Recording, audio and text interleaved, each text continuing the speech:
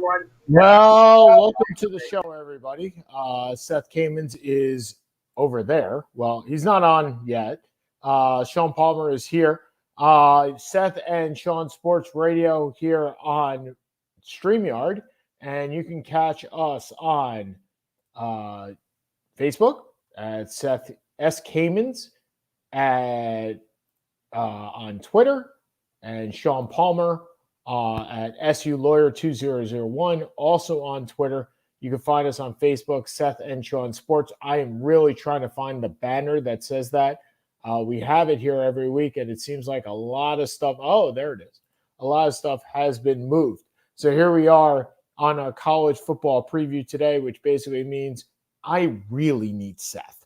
Beyond belief. I need Seth when it comes to college football. I have done a good amount of research here. I have my Bulldog shirt on because we all know the Syracuse Orange at best are going to go 5-7.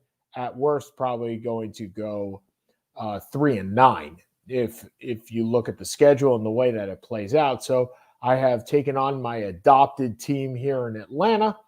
And so just to go through a little bit of the scheduling that happens in the next couple of weeks. So today is our college football preview. We've gotten that. Next week is our fantasy football preview, which Seth and I love to do. Every year we try and give you our best and worst advice, well, a little bit of both, as to how to pick both in an auction league and in a snake draft. Snake draft means 1 through 12 and then 12 through 1. And an auction league, as the name indicates, is based on values. So we will see where that goes, and that is next week. And then the following week, we will have our NFL football preview.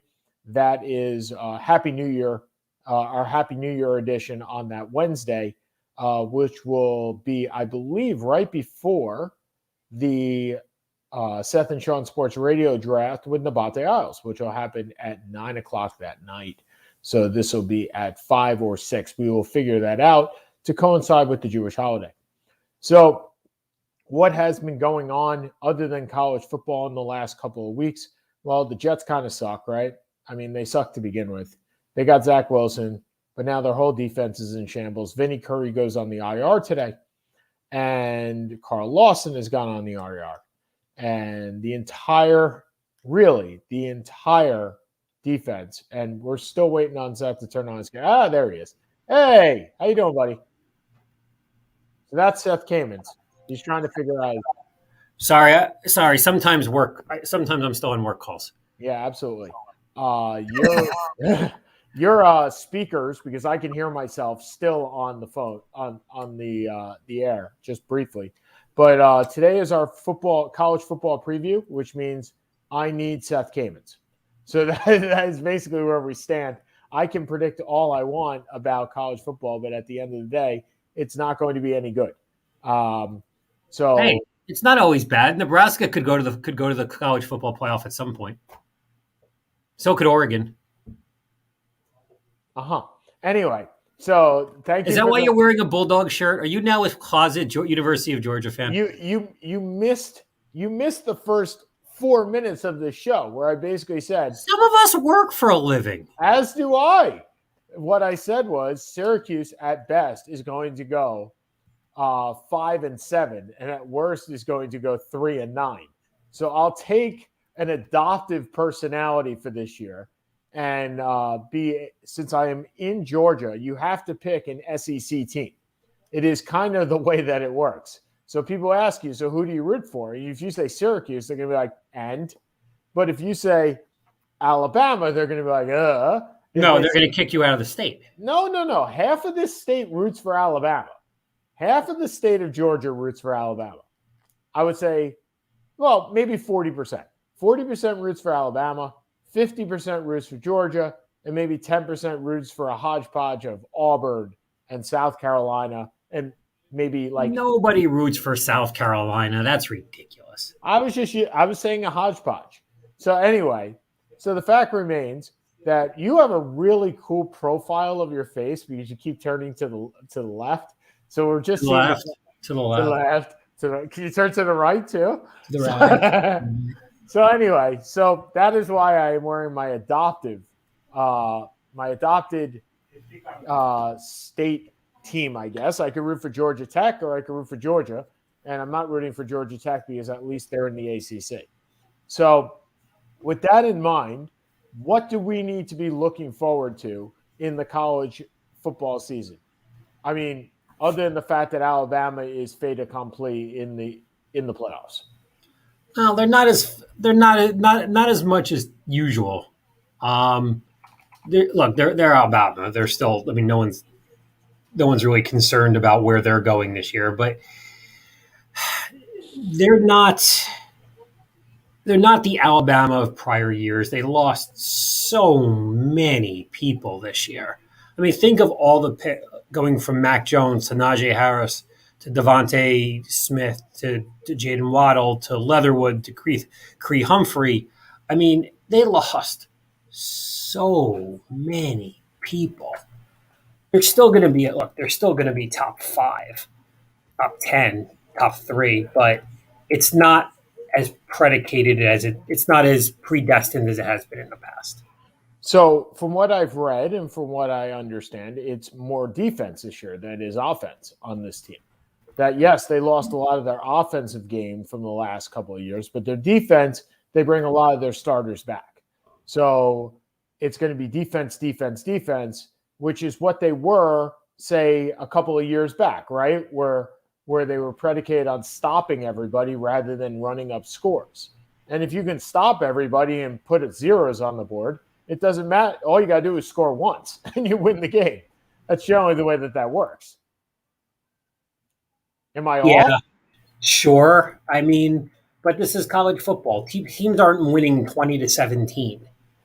I mean, let's be honest here. Look at the title games last year. Clemson over I'm trying to think of the semifinal. Clemson over Ohio State, was it 62-20? I mean, the other one, I forget the other one off the top of my head, or was it Alabama Notre Dame? Yep. It was like Alabama. I mean, Notre Dame wasn't anywhere good enough. So no one's winning with 15. No one's winning with 15 points or 17. Well, no one scores 15 points. No one's winning with 17 points or 21 points for the most part. It doesn't happen. Okay. So are you picking the Crimson Tide to win the West of the SEC? No. So you got A&M. So wait, I forget, is Georgia in the West or the East? Georgia's in the East. Then yes, I'm taking Bama in the West. Okay, so I got Bama, A&M, LSU, Auburn, Ole Miss, Mississippi State, Arkansas. That's my sure. That's sure. You know what? Sure, I've done research. I've actually put some work into this, and all I get is a sure. How nice is that? Well, what would you like from me? Yes, Alabama is going to win their division. There's no real question about that. A&M is probably going to be second. Auburn, they have a new Auburn has a new coach who's currently sitting on the side with COVID, and Brian Harsin. They're all. A&M was the number 5 team, and no one thought A&M was that good. They bring back, Kellen Mond is gone, but the team is still pretty good. Alabama will cruise in that division. Okay, so let's move on to the East. So obviously you have Georgia first, because you have Georgia beating Alabama probably in the SEC championship game by what you just said. Yes. Okay, as do I. So that makes everybody in my state a little happier. But I have both of them going to the playoffs. I still see SEC having 2 in there. The Gators are going to finish second, and then the Wildcats are third with Kentucky, and then the rest of them are just the rest of them, right? Tennessee, Missouri, South Carolina, Vanderbilt. Look, I would love Vanderbilt to be a little higher, but I just don't see how that's going to ever happen. And ever is a long time. Never is a long time. They did pretty well for a year or two under James Franklin. Sure. They did pretty good for a year, I think a year under Derek Mason. And they have a new coach who's Clark Lee, who's the defensive coordinator from Notre Dame, who apparently, I was reading an article about this in The Athletic, has done a really, really good job, kind of building into Tennessee, trying to get people from there. It's still Vanderbilt. It's still Like, Vanderbilt. So it's still, relevant. It's all relevant.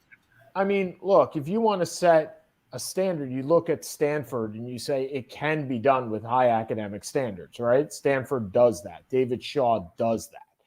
Look at you pulling out David Shaw. Very impressive. Look, David Shaw has been on the NFL radar for the last, I don't know how many years. So that's the reason I know who David Shaw is. Sure. So, but they have accomplished in Stanford a run of success.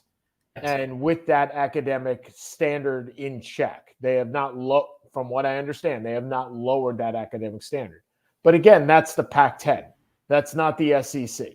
So you're playing the Oregons, yes. You're playing the Washington States occasionally a great Washington State team or a Washington State? Didn't Washington State under Mike Leach have some really, really good years? He had one good year. Oh, and he's not there anymore. I know that. So I said the occasional Washington State team. You have the Washington team, and you may have some expansion, which we'll get into in a little bit as to what the Pac-10 is going to do.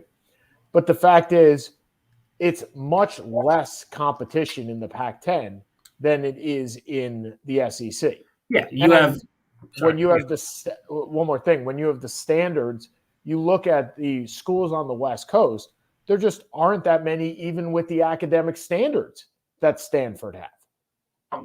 Let's be fair. There's barely 5 colleges in the world that have the standards that Stanford has. But I'm saying, but you do. You have, well, maybe not to the same degree, but even in the closeness, right? So you have Duke in the East Coast, right? Great school, not Stanford. Vanderbilt?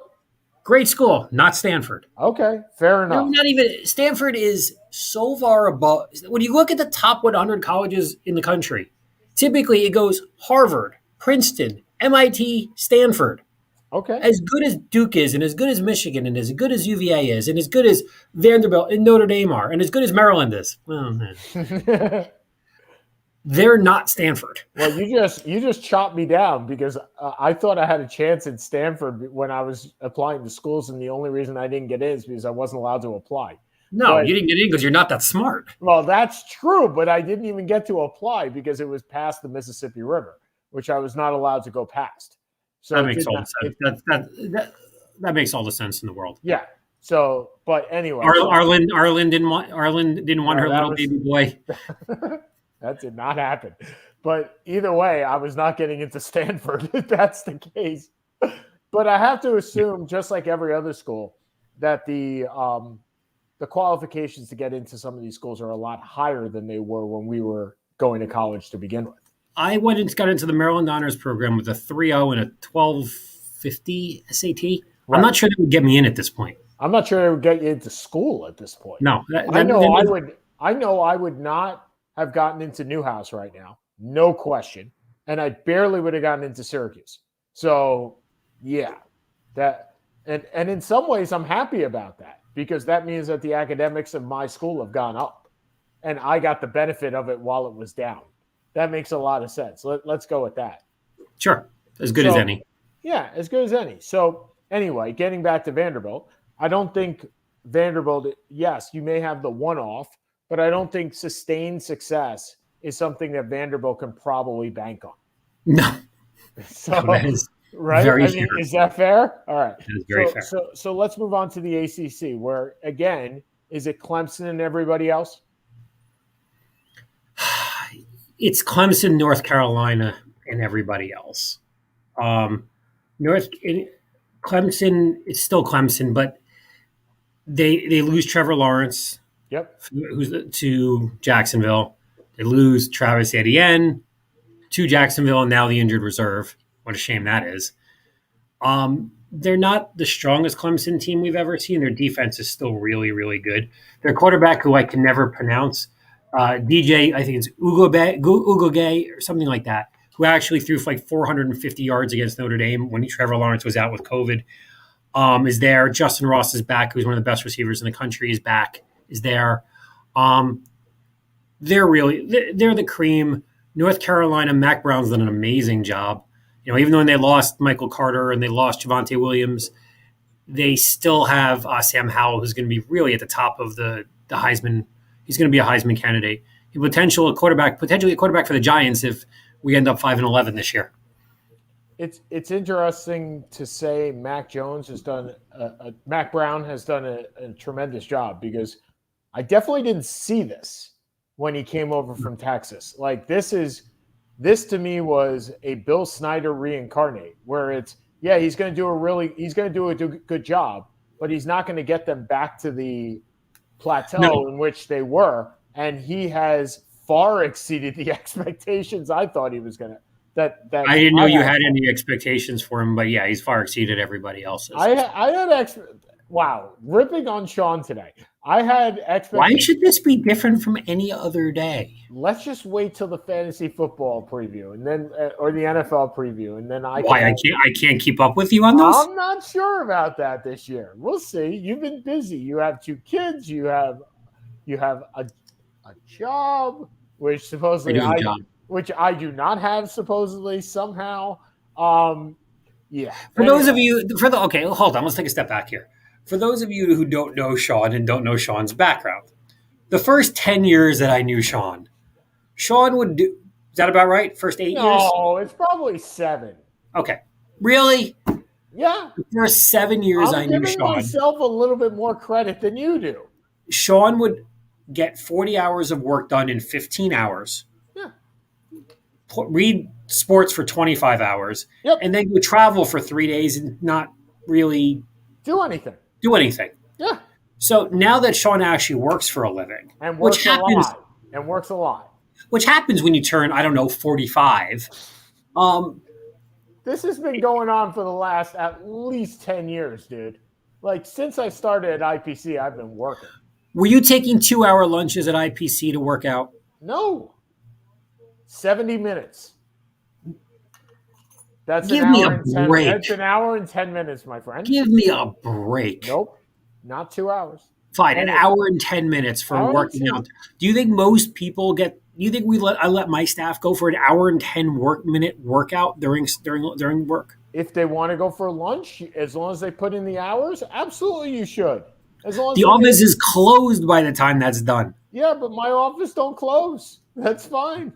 Anyway, so I used to work a lot less than I do today. There you go. Now I work. All right, moving forward, which should never be discussed again. Moving forward, does Miami have a shot at overtaking North Carolina in the East?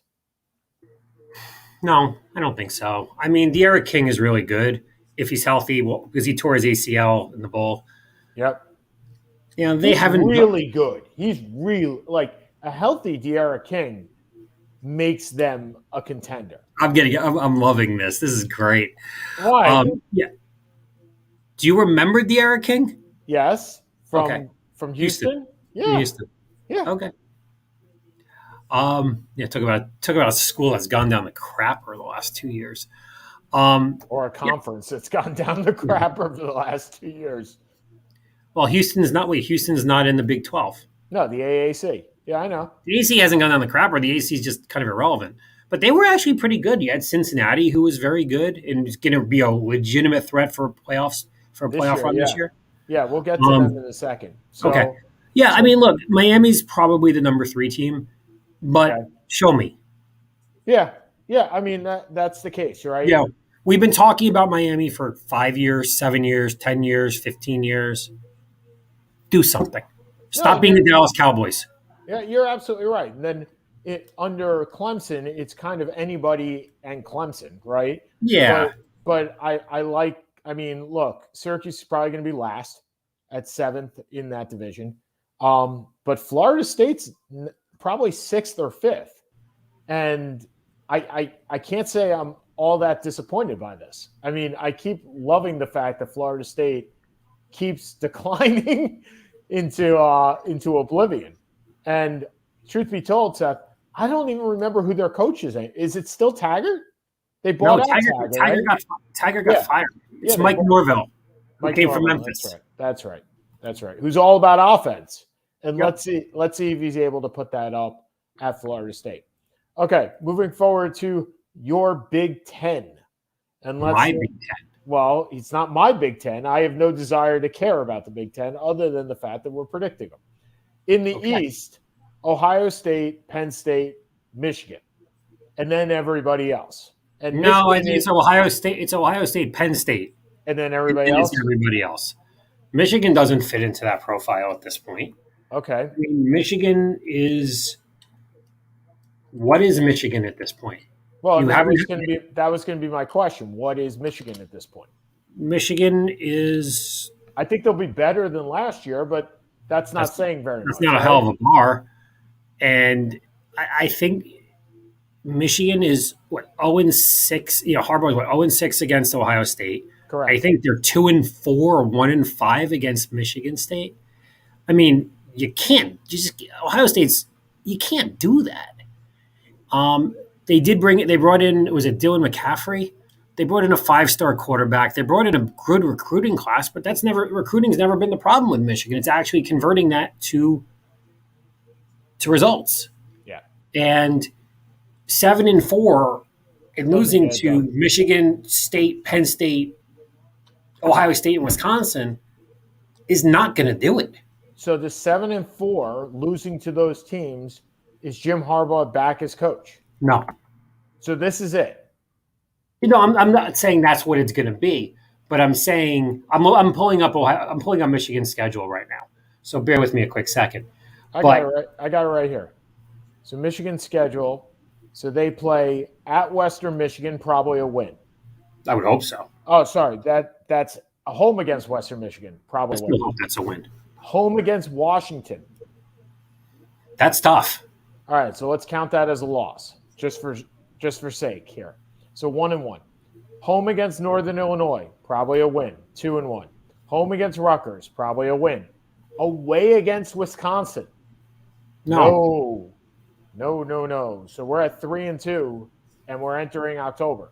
At Nebraska, and as much as I love Nebraska, that's a win for Michigan. So that's 4-2. Then they play home against Northwestern.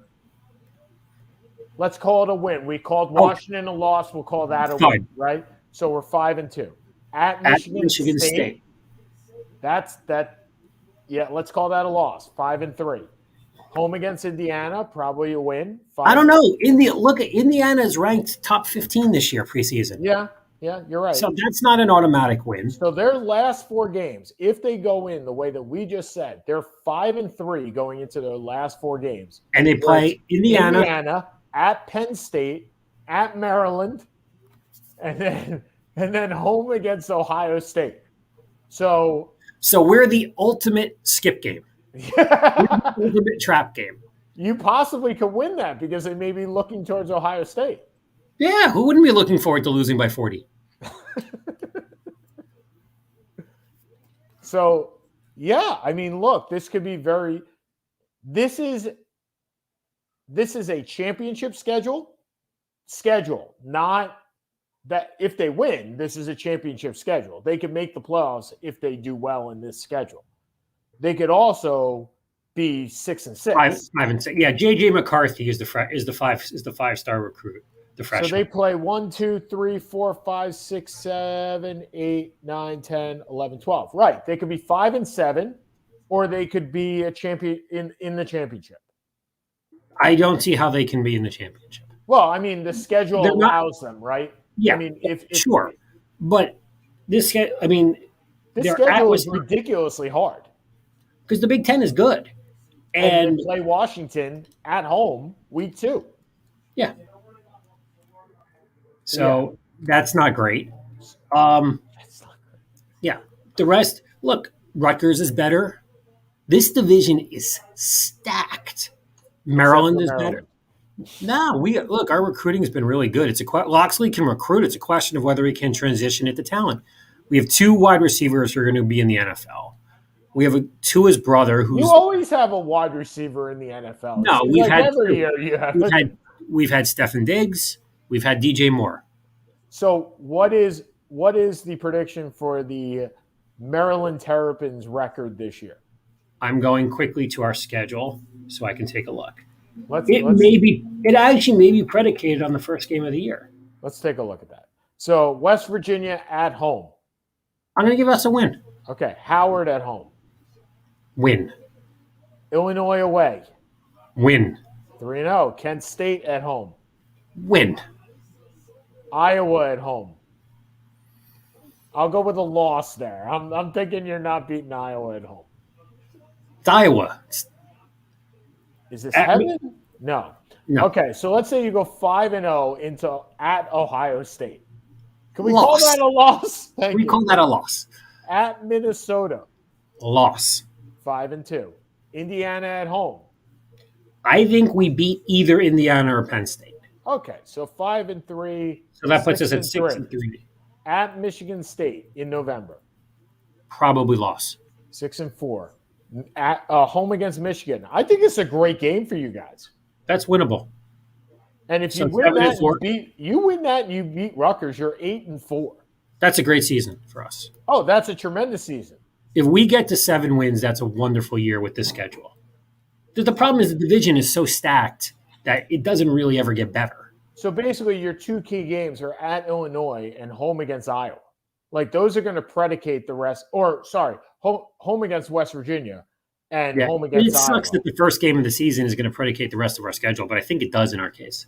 I think it does because you could be – if you win game 1 and game 5, you could potentially be 5-0 going into before Ohio losing State. by 60 at Ohio State, yeah. Well, but you may be ranked by that point. Yeah, well, we were ranked when we beat Syracuse by 45, and then we lost it. I understand, but the point is you could go into I just wanted to remind you that we beat you by 45. Oh, yeah. Okay. I actually watched that game 2 days ago. It was on the Big Ten Network. How nice of you. Anyway. So, yeah. Okay. So I have continually said we are not a football school. So we are a basketball school. Wait, Jim Brown's not walking through that door? No, but we are making Sweet 16s every other year. Okay. Moving forward. So game 1 and game 5, you could be ranked, 20th going into Ohio State? Yes. Yeah. The best part is you get crushed by 60 and then you have an open date. Like you can't even come back and play. Like you have to have that bye right then and there. It's like, let's just drown our sorrows for another week. Okay. So does Penn State have a chance at beating Ohio State and taking that eastern side? I don't think so. I don't think this is an overly strong Penn State team. I think Ohio State wins the division by 2 or 3 games. I think the second best team in the division is Wisconsin. And Wisconsin's in the West. I meant in the conference is Wisconsin. Yeah. So Wisconsin is always the team that beats Michigan State, beats Iowa, beats Northwestern. It loses to freaking Northwestern. No, that's too good of a team. Minnesota, Purdue. No, loses to a Division III Wisconsin Whitewater. They're that team. Yeah. They're the Georgetown in the NCAA tournament.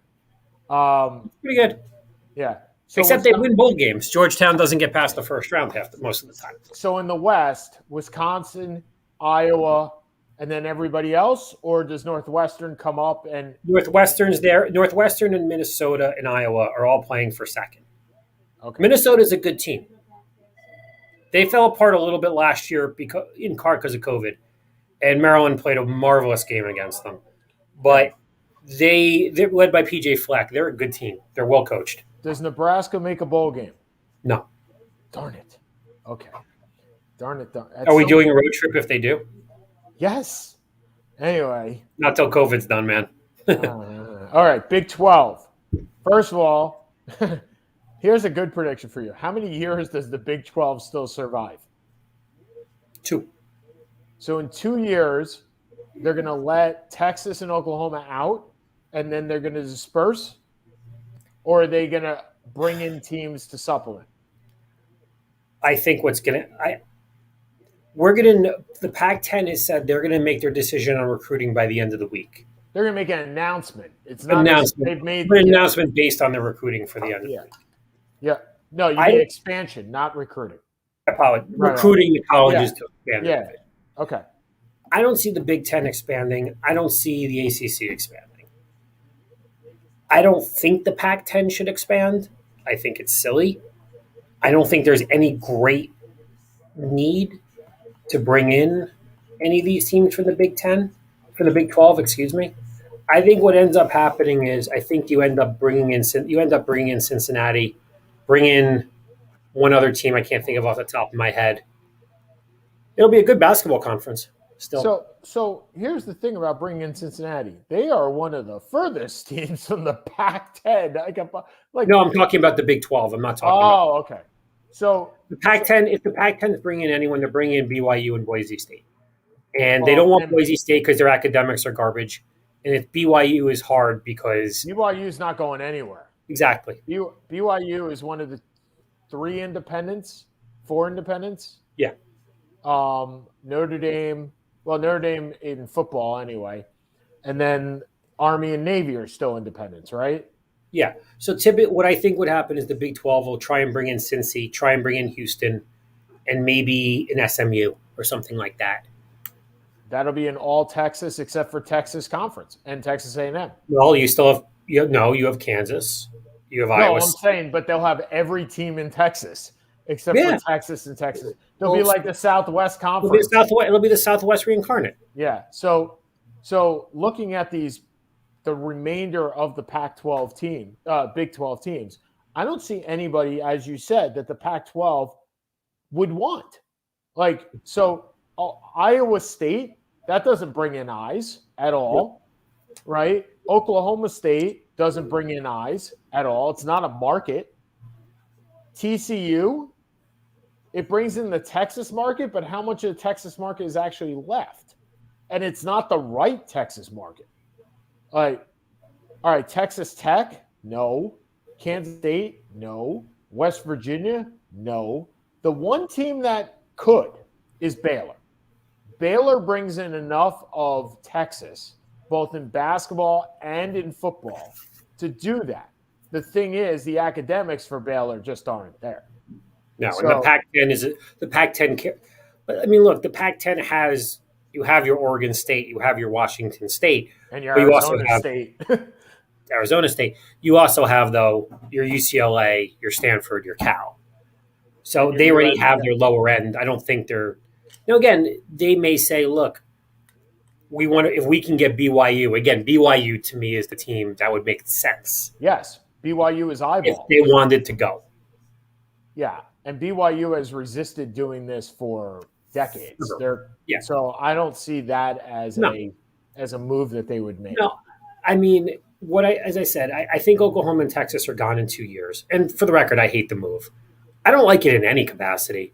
It renders Oklahoma and Texas pretty much irrelevant football teams because they're not going to be in the top 2 or 3 in the SEC. Probably, I don't think.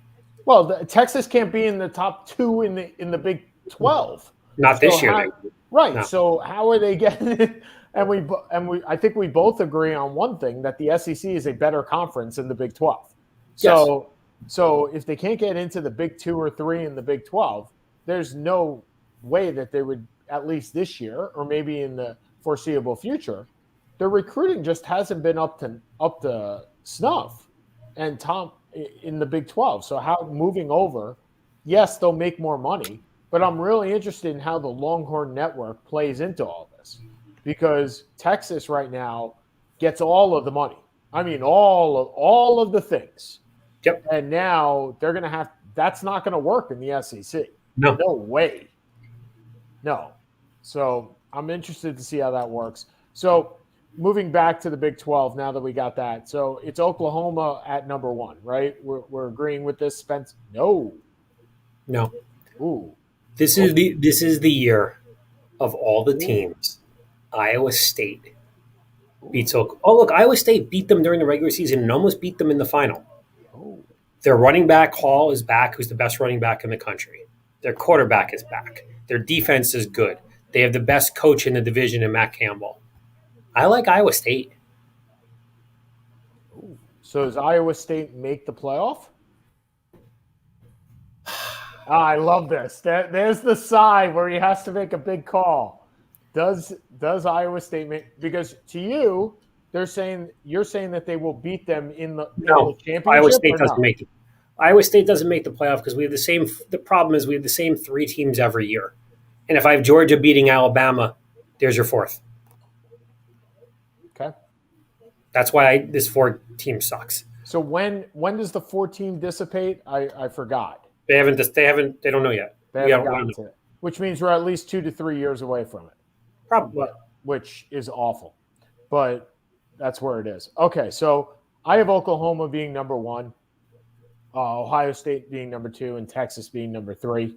I just don't see Texas having, again, any of the talent that the other teams have. No. I have Iowa State number 1, Oklahoma number 2.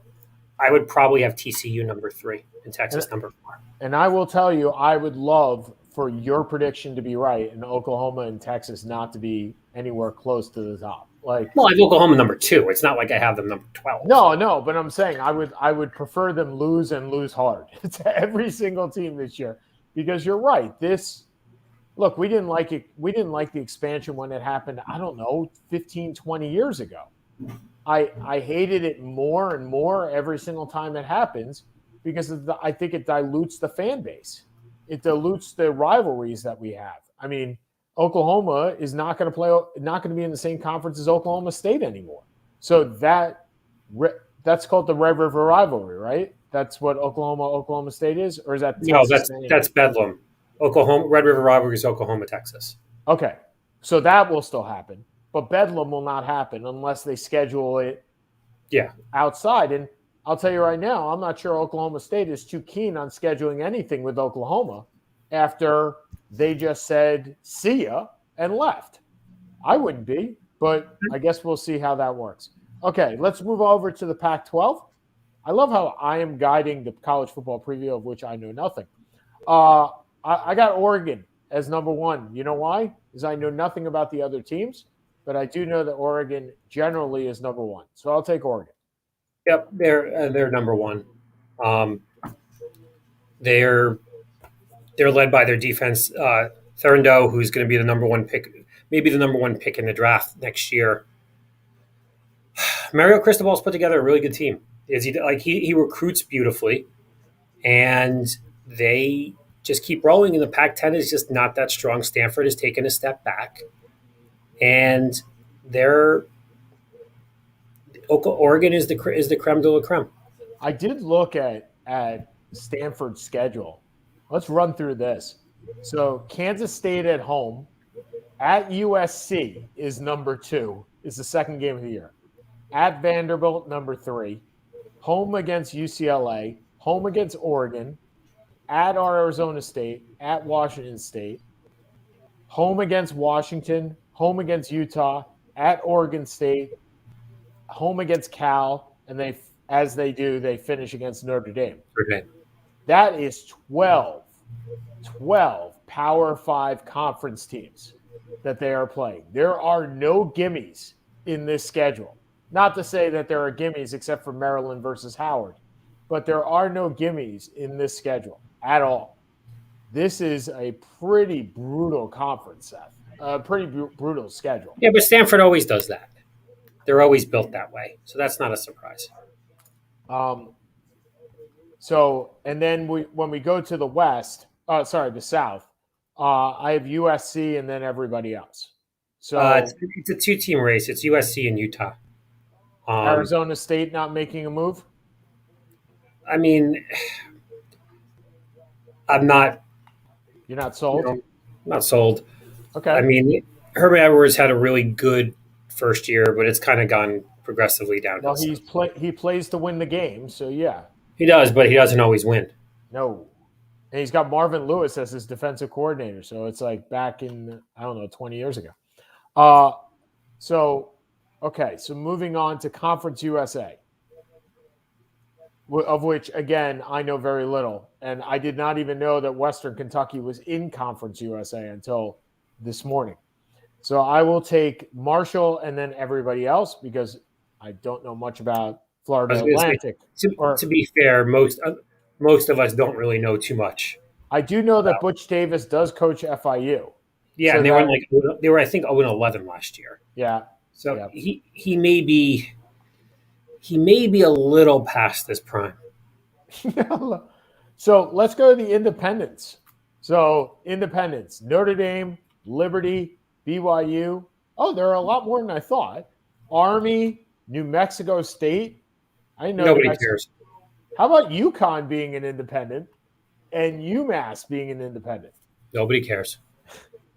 And for those that do not understand why UConn is an independent, UConn's an independent because they rejoined the Big East in basketball, and the Big East does not have a football conference, so they went independent. And you're right, nobody cares except for Notre Dame. How good is Notre Dame going to be? I don't know, they'll be the best independent. So the schedule at Florida State, probably a win. Probably. Okay, home against Toledo, a win. Home against Purdue, Win. 3-0.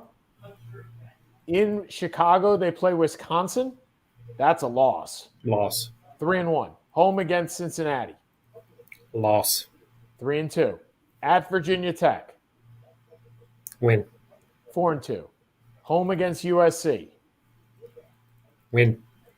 5-2. Home against North Carolina, which could make or break their season right here. 5-2.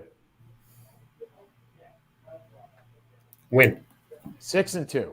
Home against Navy. I'll give that 7-2. At Virginia. Probably go 8-2 at Virginia.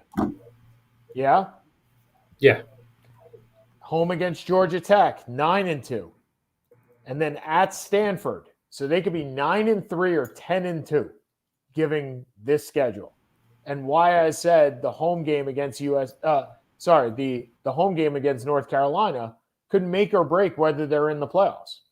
Because 9-2, 10-2, or that could be 11-1. Potentially. Yep. With the only loss being against Wisconsin. That would be a hell of a year for Notre Dame. Okay, I got to Christ, I think I have to jump. Okay, see ya. I'm removing you. Bye. So, I'm the one that doesn't work, understandably so. Seth does have a job, as do I, but I block out this 1 hour every week. I do understand that Seth does have some September and October 15th stuff. Being an accountant, the summer is generally easier for him, so I'll take it the rest of the way. So we can go through the MAC in the East. The Buffalo Bulls are probably number one, followed by Kent State and Miami University. I have an affection for Miami University. It's actually one of the most beautiful campuses I've ever seen. If you have a chance to go see that, I highly recommend it. Then Peter King's Ohio Bobcats, the Akron Zips, and then the Bowling Green Falcons. In the West, it's Toledo, Ball State, West Virginia. Okay, so moving on to the Mountain West, Boise State, Colorado State, and everybody else. Everybody else consists of Wyoming, Air Force, New Mexico, Utah. And then in the West is Nevada and San Jose. The Sun Belt, I'm not going to go into the Sun Belt because you guys really don't care, but we'll look at Appalachian State in the Sun Belt. So you're going to ask me, who do I think is in the playoffs? And there are 4 teams in the playoffs here, at least this year. And I've looked at a bunch of scenarios into how they are. Clemson's getting in. And the reason Clemson's getting in is because it's Clemson and everybody else in the ACC, and it always is. And I know Seth loves North Carolina this year. I don't love them that much. It's still going to be Clemson. So they have to go to North Carolina State, Pitt, Louisville, South Carolina, and Boston College. But they're going to win all those games. I don't believe they have to go, and I should look this up. I'm not sure if they have to go to hold on, I'm going to check this. Clemson's schedule. I don't think they have to go to North Carolina this year. So they play Georgia in Charlotte, opening game. So if they win that, they play South Carolina State, Georgia Tech, NC State, Boston College, Syracuse, Pitt, Florida State, Louisville, UConn, Wake Forest, South Carolina. So here's the thing. They're going to make the ACC championship game. No way. No way they don't. The only tough games on their schedule are Georgia in game 1 and Georgia in game 1. So if they lose to Georgia in game 1, which I have Georgia making the playoff as well, they will wind up going 11-1, and they will wind up going undefeated in their conference, which means they make the championship game, which means they probably play North Carolina in the championship and probably win that too. So they are going, as Seth said. Number 2, Alabama. It's pretty obvious, right? We say it every year. Alabama makes it. So let's go with them. Ohio State, little horrible. Little trouble here. So again, they play Oregon, but that's in Columbus. Then they play Penn State, but that's also at home. They don't play Wisconsin, Iowa, or Northwestern. But they do have those 3 tricky games. But let's give it to them because, like Seth said, they're probably going to come out of the Big Ten. And then the 4th team. I hate it. I hate it. But I have Oklahoma. Because, again, the Big 12 is pretty strong. Iowa State, if they beat Iowa State, they have a good place there. I had Georgia there until just a minute ago. But I think Oklahoma could go undefeated. And if they go undefeated, it's going to be really hard to keep them out. If you're looking at their schedule, Oklahoma's schedule here, you have at Tulane a win, at Western Carolina a win. At Tulane a win, home against Western Carolina, then Nebraska, then Washington State, then Kansas State, and then they play Texas and Dallas. They're going to be 6-0 at that point. That's when the rankings come out. That's October 9th. They'll beat TCU at home. They'll beat Kansas at Kansas. They'll beat Texas Tech at Texas Tech. They'll beat Baylor at Baylor. And they'll beat Iowa State at home. So where is this hard game? That's the thing. Are they good enough? Yeah, they're good enough. The hard game that they have is November 20th when they play at home against Iowa State. And that's a big issue for them. So they play home against Iowa State, and then they play at Oklahoma State. Those are the 2 big games for them. But I have them going. I'm going to make the prediction here. And look, every year I get something wrong. But I'll make the prediction here. I have Oklahoma State going undefeated. I know Seth believes that Iowa State's going to beat them on November 20th. I don't see it. I have Oklahoma State going undefeated, 12-0, going into that Big 12 championship game. And then come and tell me that they should not make. How do you keep an undefeated team out of the college football playoffs? That's going to be the question. I'm not really sure you can. So to me, it is the big 3, which is always the big 3, Ohio State, Clemson, and Alabama. And then you finish it off with Oklahoma. So just to give you a little wrap up of what we're doing for the next couple. And the Heisman Trophy. Well, you know what? If Oklahoma's going 12-0, if they're going 12-0, it's going to be Spencer Rattler. It's going to be their quarterback. He's going to win the Heisman Trophy. Oklahoma has won the Heisman Trophy over and over again with Baker Mayfield ad nauseum, their quarterbacks, and Jalen Hurts having a great year there as well. So Spencer Rattler wins the Heisman Trophy. He has the ability to be somebody special, and we'll see how that plays out. As we said, next week is our fantasy football show. So, next week is our fantasy football show, one of my favorite shows of the year. And then the week after that is Rosh Hashanah. So the time may be different, but that will be our NFL preview show right before the opening kickoff, which will be Thursday. And unfortunately, on that Thursday, I'll be on a plane on my way home from Phoenix as of now. But that is how we're going to go about this. So we're going to cut off at around 10 minutes. Seth had something to do. But I'm Sean Palmer for Seth Kamens, Seth and Sean Sports Radio. Thanks so much for joining, and we will see you next week. Have a good one, everybody. Bye-bye.